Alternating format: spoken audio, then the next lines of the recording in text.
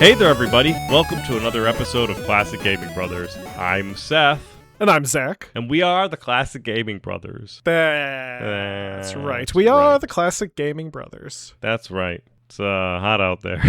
It's a little hot wood. It's actually, it's cooler today. We had the smog cover the sun for a bit. Oh, that's true. The fires from the north have cooled our heat down. Another scorcher. You said you'd call Sears.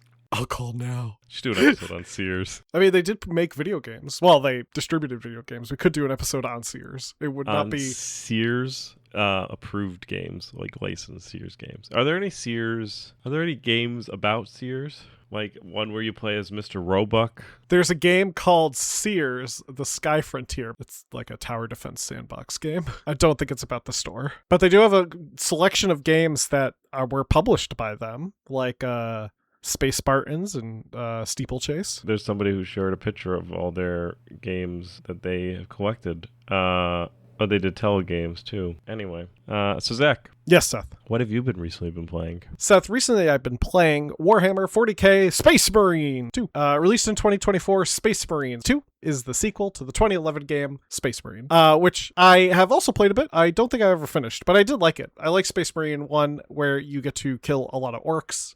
In Space Marine 2, you get to kill a lot of Tyranids. Do you think there's going to be orcs in Space Marines too? I don't know. There's going to be chaos. I think it's just chaos and Tyranids. I don't think they're going to be orcs. Space Marine 2 is a game where you continue your adventures as Titus, the Space Marine. He's an Ultramarine lieutenant who commands Brother Chiron and Sergeant Gadriel through different campaigns against the Tyranid swarms. I've been playing it with Seth, and we've been having a lot of fun. At least I think we've been having a lot of fun. I have been having a lot of fun. I think Seth has also been having fun. Yeah. I really enjoy Warhammer lore, and I really enjoy the aesthetic of Warhammer. I'm a lot like Seth in that regard. I think the lore and the aesthetic are both very fun. I like to talk to my friends about it. Like, one of my friends will sometimes just be like, what's the deal with this? And it's like, oh, let's look it up. And then we read about it together. It's a good bonding experience. Isn't that our patron? It is our patron, Sean. I didn't want to call him out, but yeah, he likes to ask questions. He wants to know why the Emperor is both a zombie and a lighthouse, and also why it's a big deal when he moves. He shouldn't move.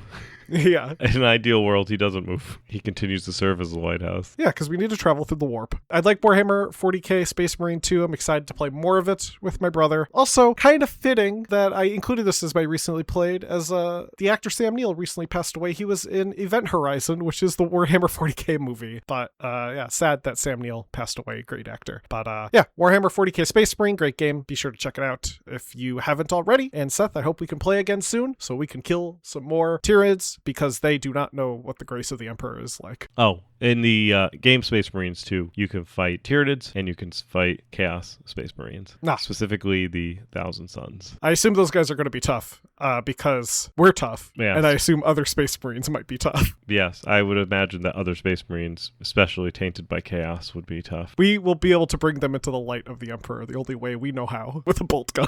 And a flamethrower. I've recently been playing Rogue Trader, but not recently playing for my recently played. But in the game, there's a section where there is a place in one of the cities that you're in. It's like a space station, but it's massive like everything is. And there is an area that's under quarantine, and they're like, what could you do? And you can be like, just like don't do anything, or like whatever. But there are guys who are flamethrowers, and they're just out there just burning things, and they're like, this is how we resolve problems. And then you go in and there's like a mutant causing the issues, and you kill the mutant, and you go out to the flamethrower people and you're like, hey, there's a mutant, I killed him, so we're good. And they're like, excellent, we will go to this mutant lair and we will burn everything.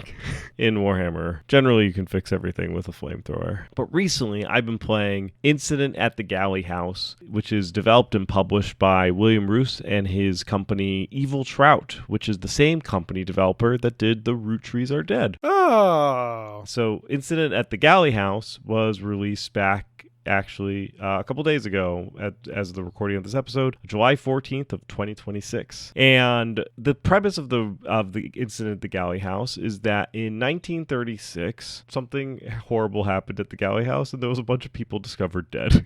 And you play as a detective lady, goes and essentially gets into this house and finds this strange device that brings echoes from the past. And so you have to uncover different scenes and sequences, and using the clues of the vignette that you could observe, you have to start putting people's names and portraits where they should go. So you hear like there's a guy who his car breaks down on the way to the house, and there's somebody who's helping him move the car, and the guy says, oh, do you work with this person, Mr. Galley? And he says, yes. And he said, oh, okay. And so then I looked through and I said, okay, well, there's only looks like one person that works for them so far that I've identified. And so I think this person outside is the butler, and he's talking to the person who's on the invite list, whose name is I think it's John. So you have to, using context clues, some of them are easy context clues because sometimes they'll just introduce everybody in a room like you do in real life. You say, hey, this is Zach, this is Seth, this is Doug, and you go around the room. And I just went around our room there. In this one, so they go in there like, this is Helen, this is Victoria, this is Eddie, this is Tony, this is Damien, and you just can go through and you can just map all the people's names. And then you need to figure out their full name and the portrait that goes with them to try and decipher why all these people are dead and why did they die from different things. And some of them, they're just not connected with each other. So you're like, this random guy gets invited to this house and nobody had invited him in the house, and now he is like dead. It kind of reminds me of the House on the Haunted Hill, but with Vincent Price. Ah, yes. Mind you, I think only a couple people die in that, but like where they're like all like strangers in a house kind of thing that got mysteriously invited. That's what it kind of reminds me of, but yeah, it's kind of cool. I like it. It's I really like the games so far that Evil Trout does. I really liked Root Trees Are Dead, and it feels like the Incident at the Galley House is a little different, but the same type of really good storytelling and puzzles to go with it. So I've been playing Incident at the Galley House, so check it out. I think it's on sale for $17.99 and it retails $19.99. Oh, that's not too bad. No, you could bundle it with other games and save some percentages off. I like the aesthetic. Well, getting into today's episode, we're going to be talking about some classic games, as classic gaming brothers do. We're specifically going to be talking about the X-Wing games, the games that are part of the X-Wing series of Star Wars space simulation titles. There's a series that we probably referenced before, but we've never really gone into it. Star Wars' history with video games is one we've talked a good amount about.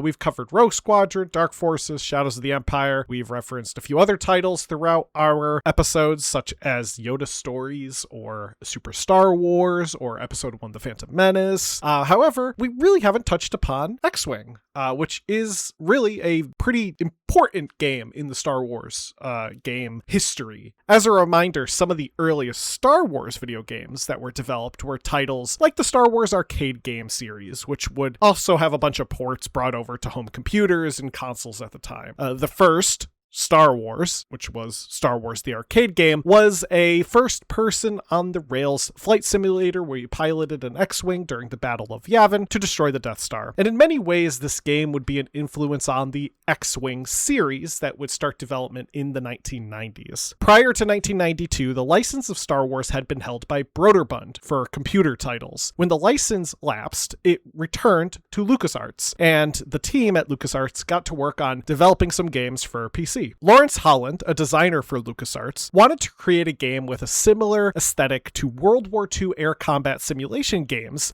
which were a genre that he was familiar with. In the 80s, Lawrence developed a series of games, Black Hawk's 1942, Secret Weapons of the Luftwaffe, and Their Finest Hour. These games all used different tricks to give the illusion of 3D as you piloted fighter pilots during different World War II scenarios. The games featured a cockpit view where you could see different instruments such as speed, pitch, fuel, your compass, and other controls like controlling the airplane's flaps on its wings. Lawrence took this idea and translated it over to Star Wars, with your character being a pilot of an X-Wing starfighter complete with a cockpit view, various instrument panels, and anything you would come to expect piloting a ship from Star Wars. Instead of using a pseudo 3D technique, the game would use a proprietary engine that utilized high-detail 3D polygonal graphics instead of bitmap sprites. This engine would be an early 3D engine in video games, and actually one of the first of its kind. The story of X-Wing takes place just prior to the events of A New Hope, with you playing as Kayan Farlander, who is not named in the game, but he is named in some supplementary material that was provided in a collector's edition. It came with like a 98-page novella that details Kayan Farlander's life, which is something that's very, very, very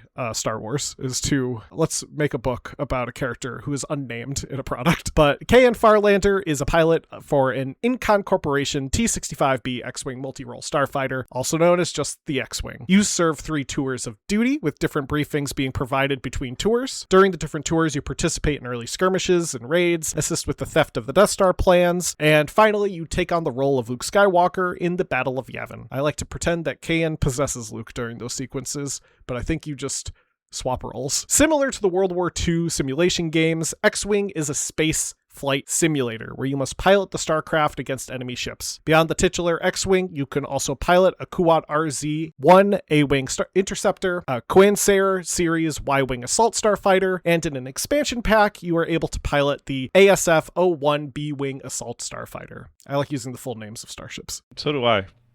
Not really, but as you pilot your ships in space, there is no atmosphere to deal with. You can basically spin around in a 360 space while utilizing your various weapons such as blasters and warheads to fight off enemy ships. You also have to maintain balance between your weapon systems, deflector shields, and engines. If you charge your engines and shields, your ship will fly slower, so there is a needed balance then that you have to find. A balance that you don't have to find if you're in the movies.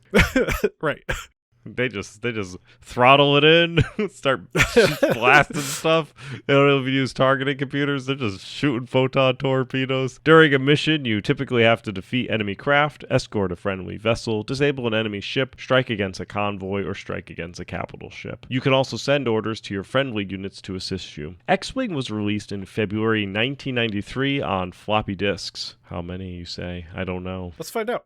X-Wing came on 5 floppy disks. Ooh, including expansion? Yeah, I think that was excluding expansions. Oh, so... The expansions, I think, might have just come on 1 or 2. So probably like a total of 10 floppy disks across...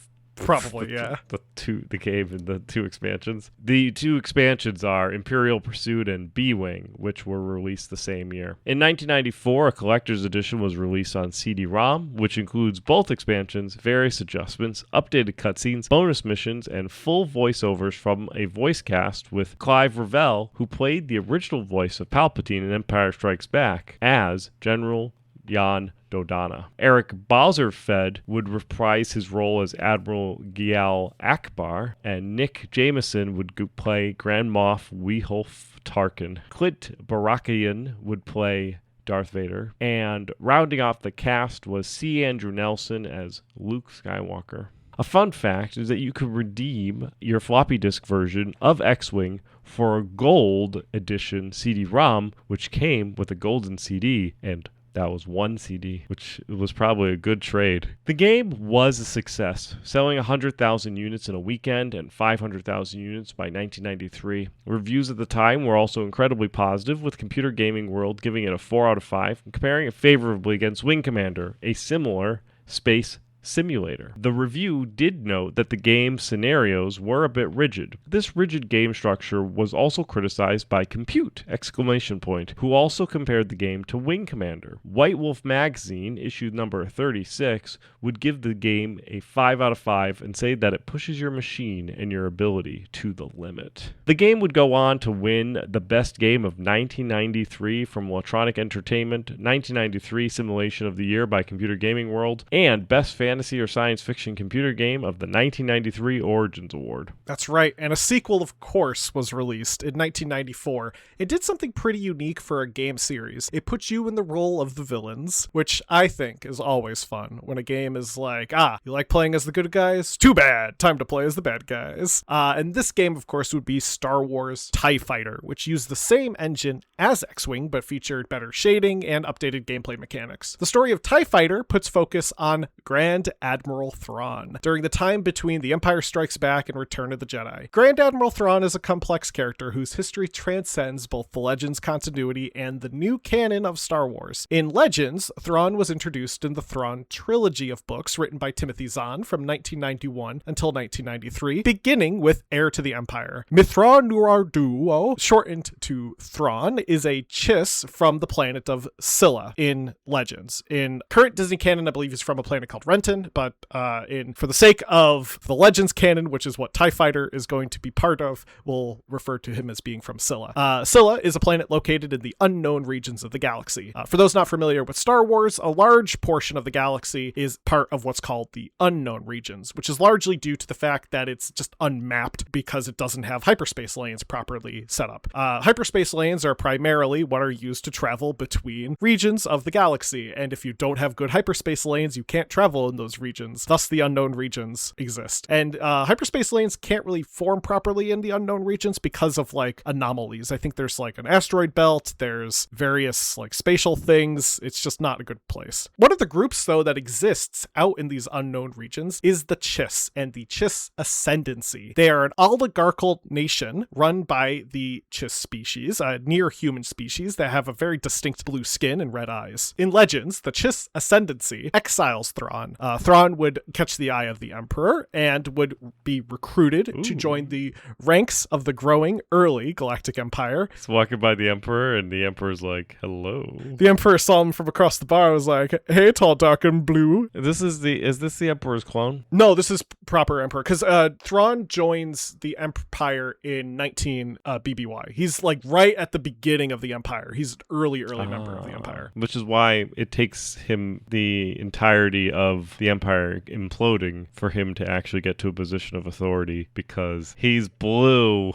Thrawn would work his way through the ranks, so he'd become captain, he'd eventually become admiral, and then finally Grand Admiral, which is a pretty important rank, not as good as Moff or Grand Moff, because Moffs and Grand Moffs are the regional governors, but Grand Admiral is pretty good when you have a fleet. By the events of TIE Fighter, Thrawn is working on a program called the TIE Defender Project, which is a highly secretive project that looks to create advanced TIE Fighter ships that could sufficiently defeat the rebels. For a bit more clarification on Star Wars lore, TIE Fighters as ships kind of suck in regards to their safety and defense. The Empire's overall stance is that quantity outweighs quality. TIE Fighters lack any form of life support, shields, or hyperdrive capability. They're really designed to be support vehicles to capital cruisers. And high number support vehicles. For every X-Wing that a rebel would fly, you'd have at least 5 TIE Fighters coming at you.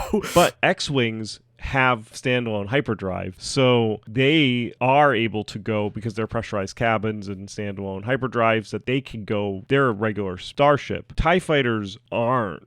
They're really jump seats that are They're kind of like in StarCraft, the Protoss carrier ship has all those tiny little robots that zoom out. Yeah, that fly out. TIE Fighters are kind of like that for Star Destroyers. To pilot a TIE Fighter, you have to wear pressurized flight suits with life support in order to properly survive while piloting. And in all honesty, they don't really survive long, even with the suits. TIE Fighter pilots are called coffin jockeys, as you were more likely to be blasted by Rebel X X-Wing than survive a mission. TIE Defenders were intended to be the answer to this problem, being capable of advanced maneuvers and with a hyperdrive, which you fly a TIE Defender in TIE Fighter? You get to at one point, yeah. So TIE Defenders are essentially they were supposed to be the best of the best. Do they have pressurized cabins? Pressurized cabins. They had proper shielding. They had proper missile launching technology. They had 3 wing setup spans, so they kind of look like interceptors, but they're inverted with a third one on top. They have blasters on all those wings. They're also like heavily maneuverable.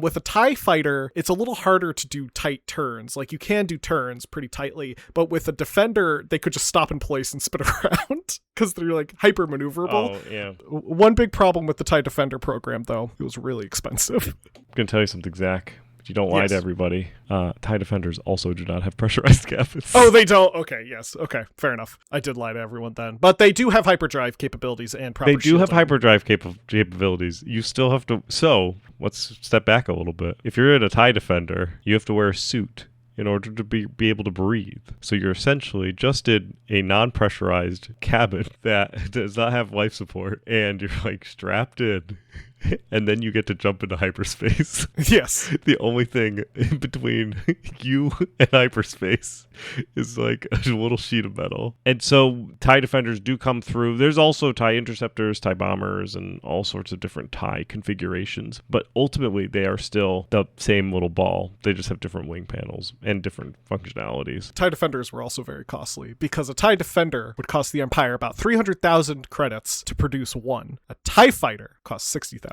So a TIE Fighter was much cheaper. In the game TIE Fighter, Thrawn is advised of the existence of a traitor in the Imperial ranks, another Grand Admiral named Zarin, the founder of the TIE Defender program, and Grand Admiral Thrawn plans to stop Grand Admiral Zarin. I have a thing that I just have to say. Why are there 2 Grand Admirals?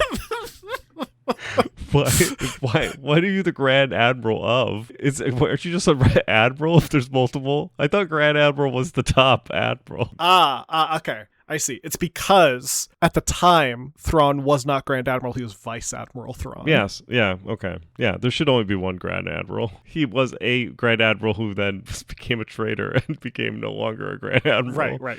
And Grand Admiral Thrawn said, I'm going to get him. Missions in the game consist of fighting pirates, Imperial traitors, and of course, fighting rebel scum. You can fly various TIE variants with different shields and armaments. You pilot mainly in first person, but you do have the option of flying in third person. And I believe the cockpits are different depending on the TIE variant. The type of TIE variant, yeah. The game was released initially on a pre-release demo offered with Computer Gaming World. A single mission demo was also sponsored by Dodge, the car company, and features an ad for the Dodge Neon, which arguably is a good car comparison to a TIE Fighter when it comes to its survivability. The Dodge Neon also doesn't have life support.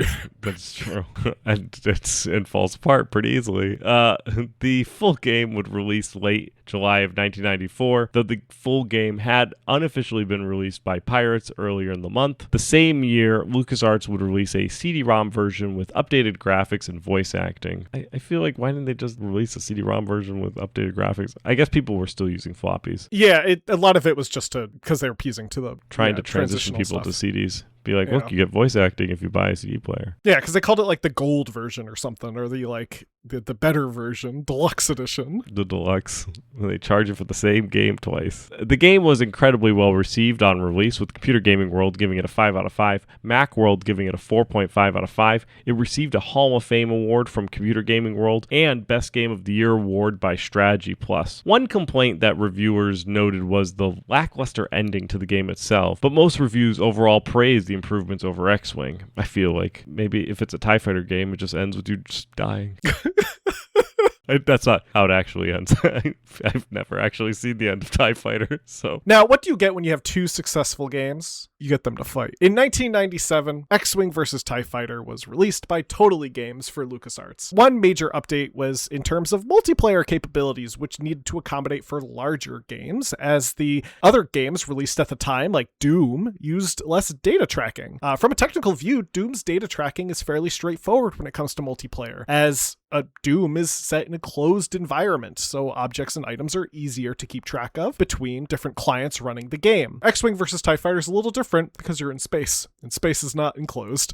Space flight, entirely different story, took a lot more complicated tech to get it to work properly over the internet, especially the internet of the 1990s. The game does lack a single-player storyline, so there's no need for us to go into some random history of a character that has his own backstory. That doesn't mean the game is not without its merits, as it featured updated texture mapping for the ships, CD quality audio, and high-resolution graphics. You could technically play the game in single-player, but there isn't a story in the original release. There was an expansion pack called Balance of Power, which did add some story-driven campaigns that featured 8-player co-op, which is so wild to me. Imagine contacting 8 of your friends. I can't even name 8 of my friends right now, but just imagine contacting 8 of your friends and saying, yo, you all want to get on our dial-up internet and play some X-Wing versus TIE Fighter, run some campaigns together? 7 TIE Fighters and 1 X-Wing. X-Wing versus TIE Fighter sold around 286,000 copies. It was the 14th best-selling computer game of 1997. Reviews were fairly positive. Edge gave it a 90 out of 100, largely praising the game's multiplayer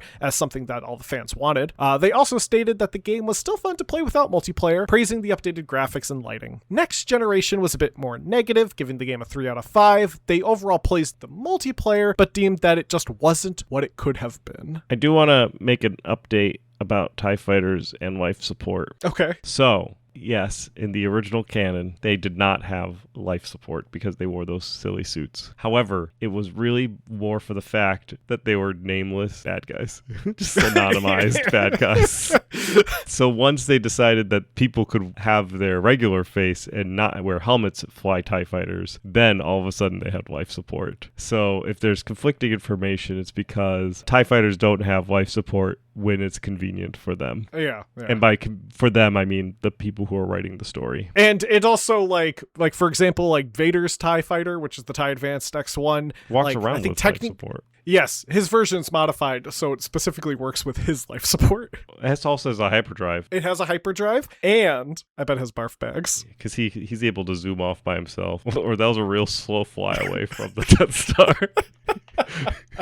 Because imagine if he didn't have hyperdrive and he just zoomed off, and they're like, hey, that guy that was the Darth Vader guy, he's just flying out there in that tiny little damaged TIE Fighter. He's going like 20 miles an hour. You want to just wait till he runs out of fuel? We just shoot him out of the sky. He just calls up the Emperor and he's like, my lord, something happened to the Death Star. What are you talking about? Yeah, so about Grand Moff Tarkin, would you agree that he wasn't the best administrator? Because he made a mistake. You know how we were all worried about that hole in the ship? Well, turns out it was something to worry about. Yeah, that firework you saw from Coruscant, that was the Death Star.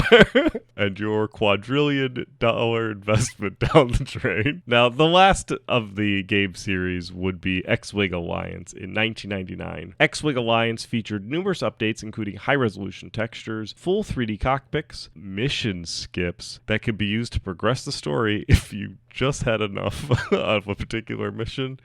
Updated controls, multi-crew craft, such as the ability to fly as the Millennium Falcon as either a pilot or a gunner. The game also featured multi-part missions, which involved jumping to hyperspace from one part of the galaxy to the next. The story centers around the Asamine family of space traders who grew sympathetic to the plight of the rebellion. Tomas Asamine takes up a job of smuggling Bacta for the rebels shortly after the Battle of Hoth, but their home is raided by the Galactic Empire, and Tomas and his son are killed. Tomas's other son, Ace, seeks asylum with the rebels and becomes a pilot, working to uncover various Imperial projects and learning of the development of the second Death Star. And he killed the Bothans. The game sold fairly well, with 143,371 copies sold during 1999. Players praised the hyperspace sequence, with a review from IGN saying how it made the game feel so much larger. Other reviewers were equally positive, with GamePro giving the game 4.5 out of of 5. Game Revolution giving it an A-, and PC Gamer giving it a 92%. Now, in terms of legacy, the X-Wing series has been re-released in different formats over the years, including on Steam and GOG. Outside of these, though, the game's legacy lived on in Legends continuity for a bit. Kayan Farlander from the first game, X-Wing, would later appear in the new Jedi Order series of books set during the Yuuzhan Vong War,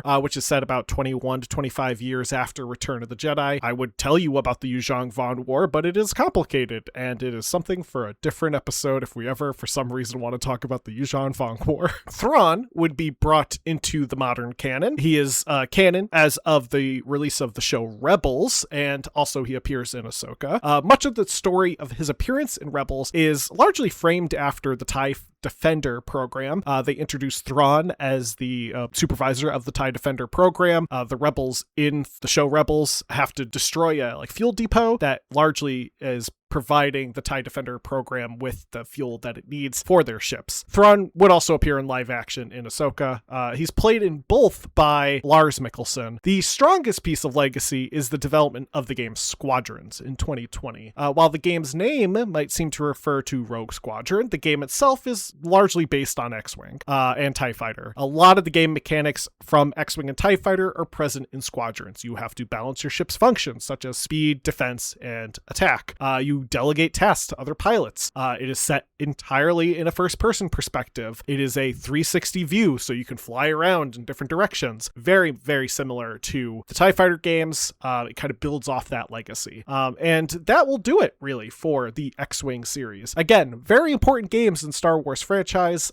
They are games that are very fondly remembered by people. They are still available to be played, though I do warn you that you do need to have some form of controller to play them if you want to play them. They do not support mouse controls or keyboard controls, so either get a flight stick or go grab a 360 controller or something. I was actually playing TIE Fighter on my Steam Deck, and it runs pretty nicely. I will say. That being said, though, unless Seth has any other pieces of information that he wants to share about TIE Fighters, X-Wings, or Grand Admiral Thrawn, we're going to jump into our Retro Rewind. All right, let's do it. Zach had me play The Search for Dr. Riptide, which is a multi-directional scrolling shooter developed by Mindstorm Software for MS-DOS compatible operating systems and published by Pack Media and released in 1994. You play as Nick, who I don't really understand when you learn that your name is Nick, but you have 2 submarines. You have a main submarine, which can get upgraded with 4 levels of torpedoes, a surfacing missile weapon, and a utility that allows the main sub and the Jason sub, which is the little sub,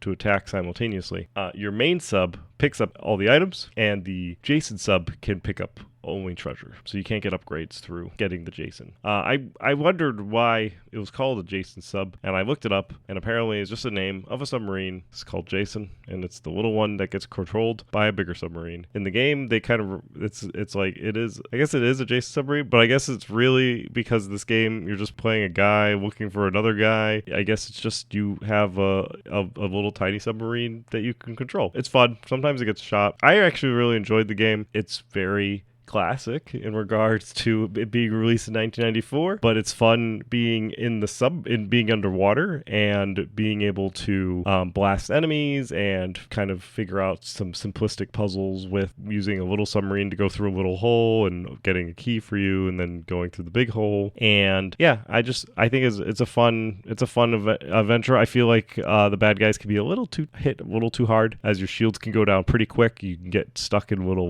blast holes where they just keep shooting you over and over again, just drive your shield down. And then also, when you lose all your lives, the character of Nick sends out a blood-curdling scream, which I think is just unnecessary for this game, since it's just got blips and bloops before that. And then there's a picture of him, and I'm pretty sure he's wearing heart-shaped boxers, just like Carl in Dungeon Crawl Carl. So I appreciated that. I think the game holds up since I had a good time. And next week, Zach, you could play Search for the Titanic, keeping it underwater and submarine themed, and that's for MS-DOS. Not to be confused with Titanic Adventure Out of Time, which I'm going to 100% already declare is a superior game to The Search for Titanic. I'm sure it is. Seth had me play Killer Bees for MS-DOS. There are actually 2 games that go by the name Killer Bees.